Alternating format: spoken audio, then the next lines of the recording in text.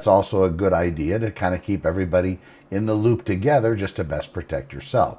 Now, as far as the last 7 days, 12 coming soon listings, 82 new listings have hit the market, 77 price changes. These are mostly reductions.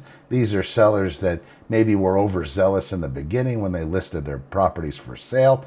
Another reason why you need to be wary of the syndication websites out there when it comes to pricing real estate, because a lot of them have the algorithm dialed up to elicit some sort of a response depending on who they believe you are.